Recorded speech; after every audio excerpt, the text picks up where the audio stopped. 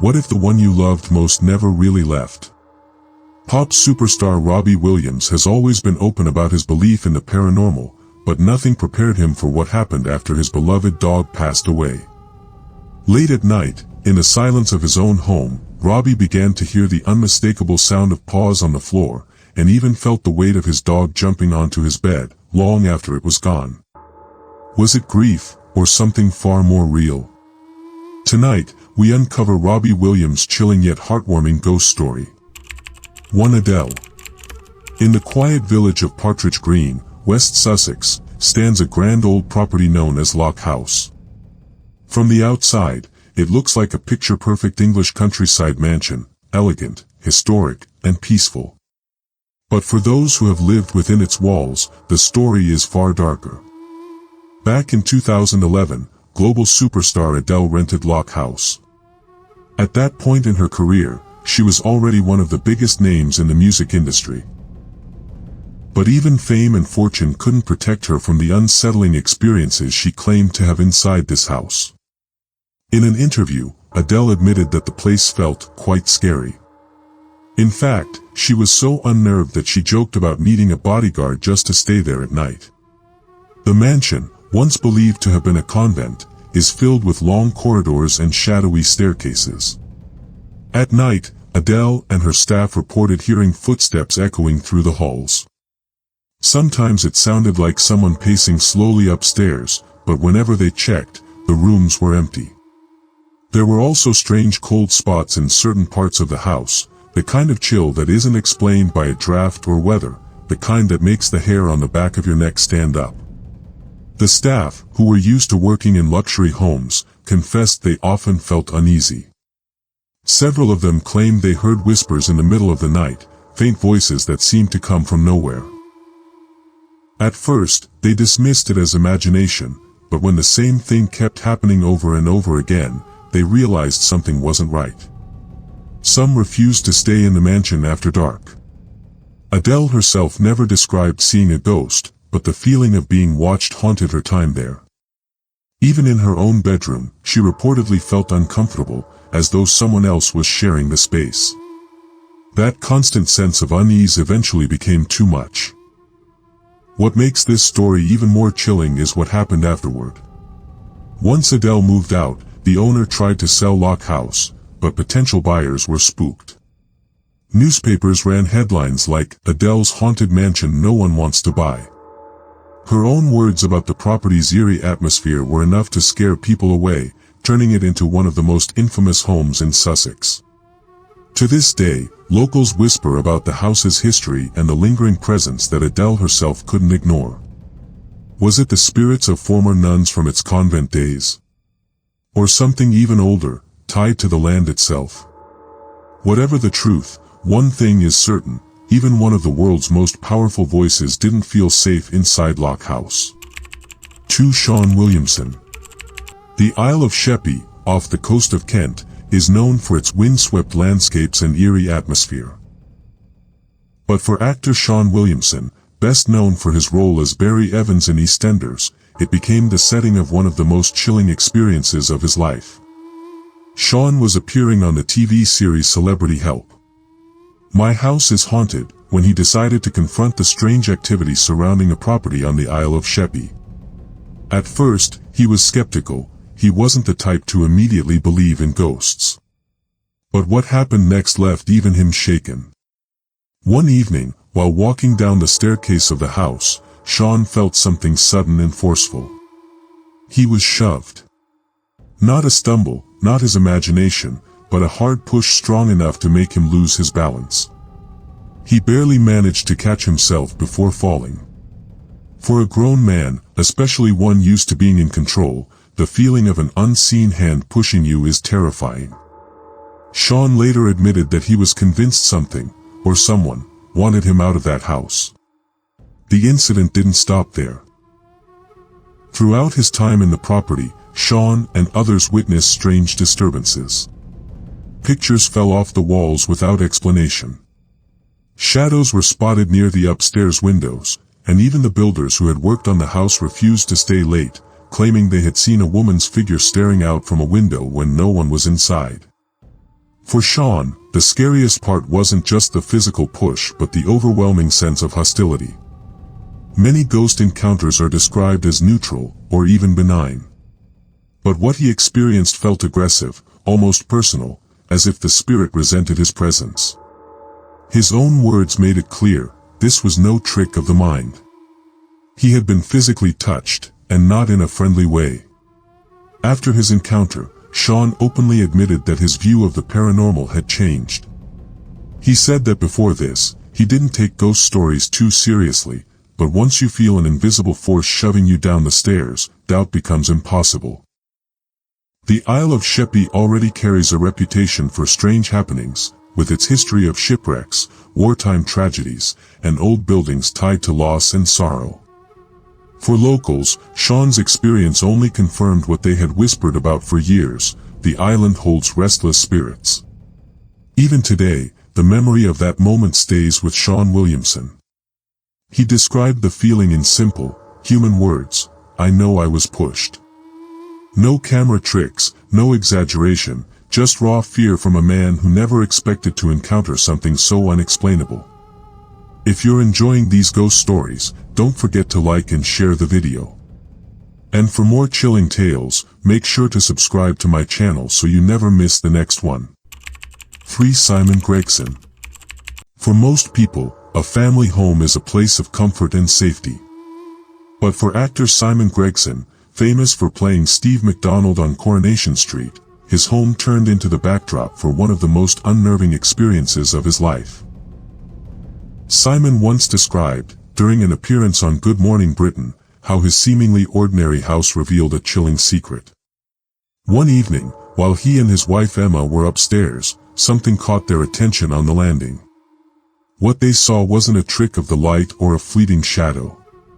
It was a figure. Standing there, clear as day, was a woman dressed in white. She wasn't blurry, she wasn't half seen. Simon and Emma both witnessed her move across the landing as if she belonged there. But in reality, no one else was in the house.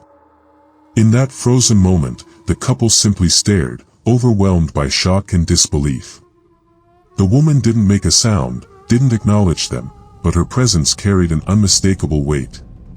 The experience was so startling that they eventually reached out to paranormal investigators.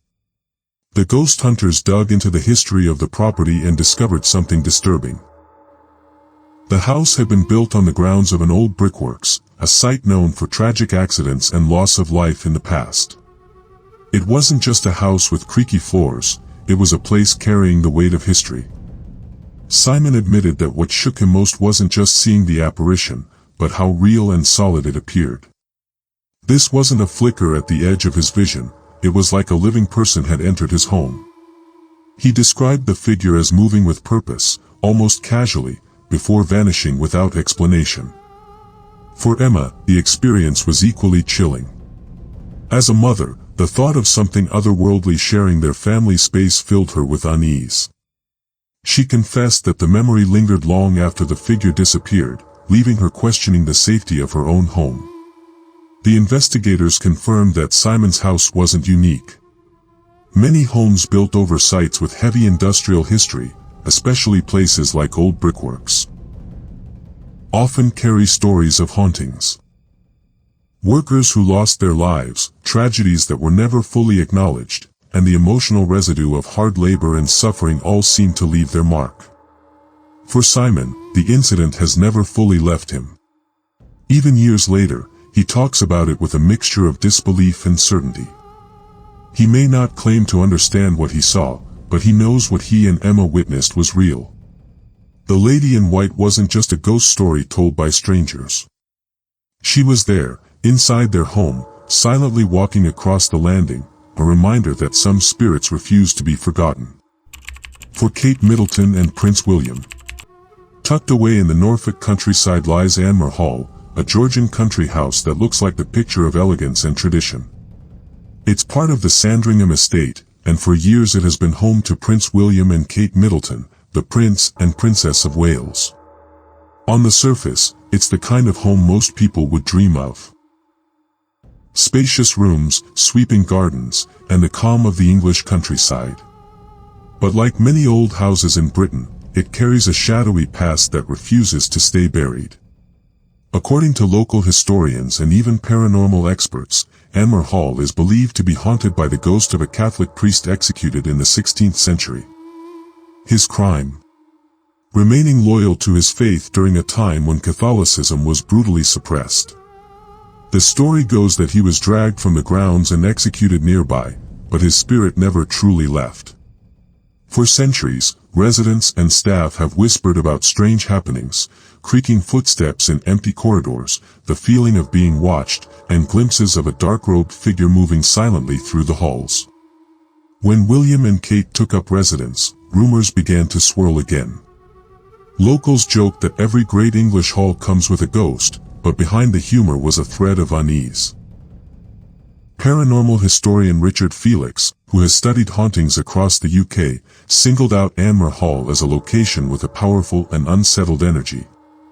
He warned that the presence felt within its walls wasn't just folklore, but something that had been reported consistently over generations. What makes this story especially eerie is that even the royals themselves haven't denied the possibility. Prince William was once asked about the haunting and responded with a smile, saying that no old hall is complete without its ghosts. It was a light-hearted answer, but many believe it was also a quiet acknowledgement that they've experienced more than they care to admit publicly. Guests who have stayed overnight describe strange cold drafts moving through rooms with no open windows, and the sensation of someone standing just behind them when the house was otherwise empty. Some staff have even spoken of a presence in the long upstairs corridors, where doors creak open on their own. The haunting of Anmer Hall isn't the terrifying, aggressive kind. It's quieter, subtler, but in many ways, more unsettling. To imagine the future King and Queen of England living with the same unexplained chills and whispers that ordinary people experience makes the story all the more compelling. Whether it's the restless soul of the executed priest or simply the heavy history of centuries-old walls, Anmer Hall reminds us of something powerful. No amount of status or wealth can shield you from the presence of the past. Even for royalty, sometimes the silence of the countryside isn't silence at all. 5. Robbie Williams. Robbie Williams, one of Britain's most famous pop icons, has never shied away from talking about the supernatural. For years, he has openly admitted that he believes in ghosts, UFOs, and all things paranormal. But one of the strangest and most personal ghost stories connected to Robbie isn't about aliens or haunted houses, it's about his beloved dog returning from beyond the grave. Back in the early 2000s, Robbie owned a cherished canine companion who was with him through the highs and lows of his career. When the dog passed away, it left a noticeable hole in his life. Those closest to him said he was heartbroken. But not long after the loss, something unusual began to happen inside his home. Robbie claimed that late at night, when the house was quiet and everyone else was asleep, he would hear the sound of paws padding across the floorboards. At first, he thought it was his imagination, the mind playing tricks while grieving. But the experiences didn't stop there. On several occasions, he swore he could feel the familiar pressure of his dog jumping onto the bed beside him, just like it used to when it was alive. Friends who stayed over also reported strange happenings. Some mentioned hearing scratching sounds at doors when no pets were in the house. Others described a sudden, unexplained warmth in the room, as if an animal had just brushed against their legs. Robbie himself insisted he sometimes caught glimpses of a shadow moving quickly at ground level, almost like a small dog running past. The singer later told interviewers that he was convinced his dog's spirit hadn't left him. For Robbie, it wasn't a frightening experience. In fact, it was comforting. He said it felt like the animal was still protecting him, watching over him during a turbulent period in his life. This belief tied in with his deep interest in the afterlife, and it became one of the most talked about celebrity ghost stories in the UK. What makes this account so striking is how ordinary and human it feels. Unlike tales of dark figures or cursed halls, this was about a man mourning his pet and feeling its presence long after death. Anyone who has ever lost a beloved animal can relate to that ache, and to the strange ways grief can blur the line between memory and reality. Whether Robbie truly experienced the ghost of his dog or whether it was the power of love and memory keeping the bond alive, the story has touched many people. It serves as a reminder that sometimes hauntings aren't about fear, they're about loyalty, companionship, and the refusal to let go. Even in death, some bonds are simply too strong to break.